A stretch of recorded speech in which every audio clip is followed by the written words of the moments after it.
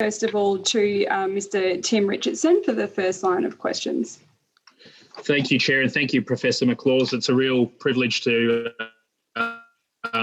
you to join us this afternoon. Thank you very much for your time. I'm just wondering if you could take us, starting off to the statistical analysis of infection control. For the committee's purposes, can you take us through what are the key analyses that should be undertaken in a pandemic? Yes.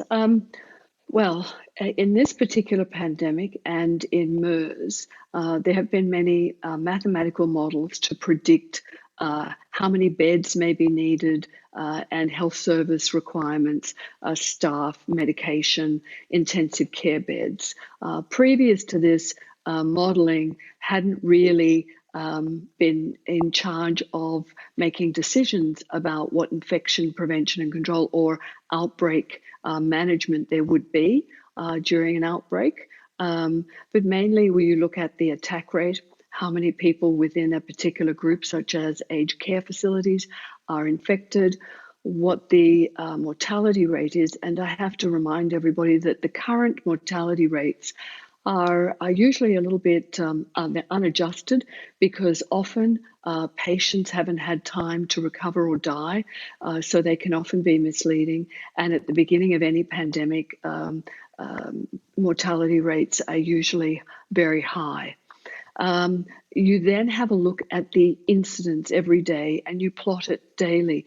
However, looking at daily numbers, particularly in a state or in a city, can be very misleading. It doesn't give you a really good idea of how fast a pandemic is moving because things can change daily because of simple things like the public not going for testing as soon as they should, or pathology not being able to keep up with the demand, and the numbers may be a bit slow to get to the authorities to put them up on the website.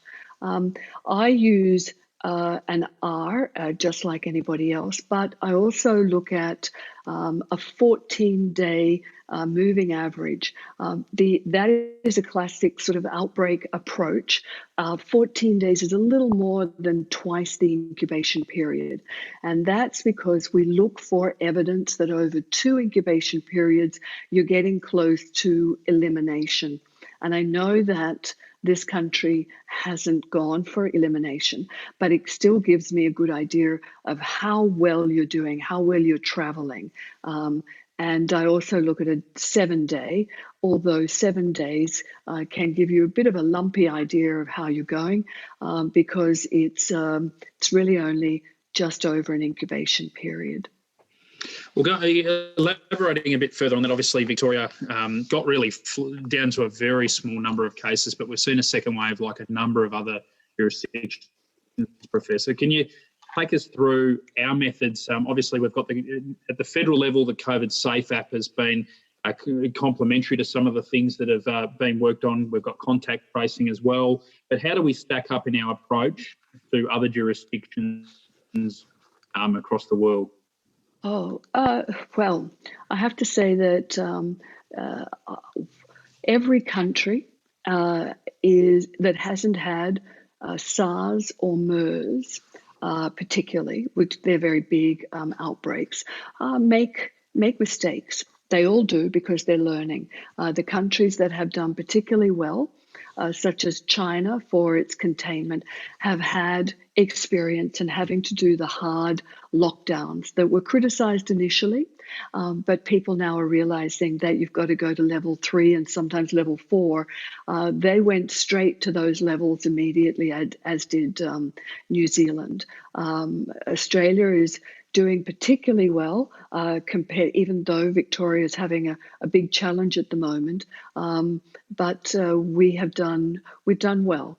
There are mistakes that we can learn from, but every country and every leader makes mistakes because leaders are only as good as the information that their chief medical officer is given.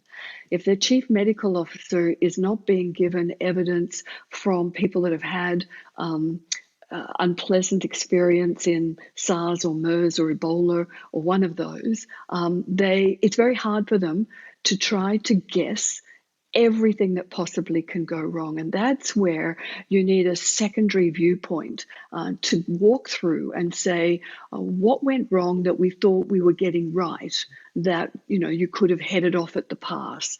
So I would say that this is a good thing you're doing, a parliamentary inquiry. It needs to be transparent, honest, depoliticized, but what could you have done differently at each moment? But also, what can you learn next time? Because we're not going to get a vaccine anytime soon. And we're obviously in the midst of the second wave now in the pandemic, and testing as a mark of where the virus presents in the community and where it is at any given point. Can you take us through Victoria's approach to testing, the numbers So when I look, and how that's mapped and how important it mapped the virus? Yes. So one of the most important public health approaches that WHO, of course, has been advising since the beginning of this has been testing, as Dr. Tedros says. And Victoria, I think, leads the way with testing. Last month, I looked at your testing numbers, and I think you're up to something like 700,000 tests in July, which is very remarkable. And I would congratulate the authorities, but also the locals, for going out and getting testing. You've opened up the criteria so that people can get testing without being turned away. So the offer of testing, the ability for your pathology practices to keep up with that, is nothing more than remarkable. Can I take you now, Professor, to infection control?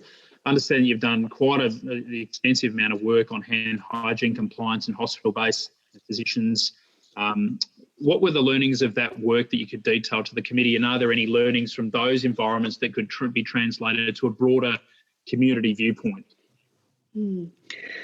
So the work that I did with the World Health Organization was to develop, being led by Didier Pittet, a guideline for hand hygiene. And it was a new work in 2005, and those guidelines were redeveloped into 2009. And then we trialled them in 6 sites around the world. Those fucking notes. When you were in today doing that hearing, with your notes, you fucking, you 2 stages. When you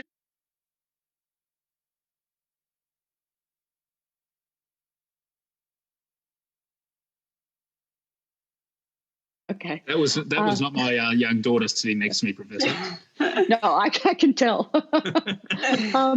Okay, so we trialed those to see how well they were going in 6 sites around the world, and looked to see how well hand hygiene reduced infection, and it significantly reduced infection and saved countless lives. But I did some more work in Australia looking at our Australian healthcare workers, and found that our nurses and doctors, who are highly trained, probably some of the best in the world, are thinking high order nursing and medicine, and they are not necessarily thinking hand hygiene. And so it can be very difficult for them to put in place a very simple infection prevention and control strategies such as hand hygiene, particularly when they're thinking about this high order work, like, have I done the meds properly? Does the patient have an infection? They have a temperature. So they're not thinking low order hand hygiene. And I concluded that this was because we teach people hand hygiene around our own risk rather than around the risk for the patient when we're teaching young children how to hand hygiene during toilet years. And this has been the same for the findings that I did in Iran, Malaysia, and many other countries, Turkey. It's all the same. We all bring up our children to protect themselves first and foremost, rather than everybody else as well. So it's not surprising when they accidentally make a mistake. And in 2003, during Hong Kong SARS outbreak, the woman that was charged with looking after the hospital had a champion on the ward to observe the healthcare workers who were in all their personal protective equipment, very hot, working long hours, to remind them, don't touch your face, hand hygiene now, change your gloves now, so that they could continue to think about life-saving practices while not having to think about practices that save their own lives. And my analysis of that hospital and the number of healthcare workers that acquired SARS identified that they were infected either for one of two reasons. They rushed in to save the life of a patient instead of putting their mask on first, or they had worn their full PPE for many, many hours, 8 hours, and they were exhausted. So the longer healthcare workers have to look after COVID patients with full PPE, the greater the risk of an error. Thank you, Professor. Taking you to, I guess, the broader fight against COVID is getting our communities on board, and human behaviour is a real critical element of that. How important is educating our broader community, getting those messages out, the washing of hands, coughing into the elbow, mask usage, and driving and stopping the spread of respiratory diseases?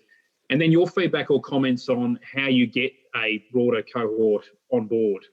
Yes. So during SARS 2003, wherever you walked and post in June when the outbreak was called at a halt, you still found posters in walkways, in shops, everywhere that taught people how, in fact, I took photos of them, they were so cute, taught people how to cough into their elbow, how to hand hygiene. So there was a lot of public discourse. There was a lot of advice given, particularly around the numbers of what we knew about SARS, which is good, and that's what Victoria does every morning. But there was also this addition of teaching the public how best to look after themselves and others, because the public like to feel in control of their destiny. And you need to tell them, other than a lot of information about the outbreak, where the hotspots are, etc., about how to protect themselves and others. So one important thing is to do it for targeted groups. So at the moment, I think it's 36% of your cases are between 20 and 34 years of age. And that's higher than their representation of the general population in Melbourne and Victoria. So they may not listen to your premier in the morning or your chief medical officer. They may need targeting through whatever they listen to, or whatever media stream will work for them, because they are not only at risk for themselves, but the risk of transmitting it. And also looking at what happened during your public housing outbreak. You know, this country, including Melbourne, is basically a migrant country that we embrace. But we sometimes forget that our migrants have come from often war-torn countries or lacking the opportunity to have secondary education. And the literacy in their own language may be poor, but of course, orally, they can understand messages very well. And I think we need to embrace our communities to ensure that they hear as well the main message. They often work double shifts, and the young as well are often casually employed, and they may not hear and they may not take the opportunity to hear mainstream media or in English. Finally, Professor, my section here, I was keen to get your thoughts on whether, given that the global pandemic's not going anywhere for years, and your experience with SARS as well, do you think Australia would benefit from something like the American Centre for or Singapore's National Centre for Infectious Diseases? What do you think of Australia's experience and what we could be doing further?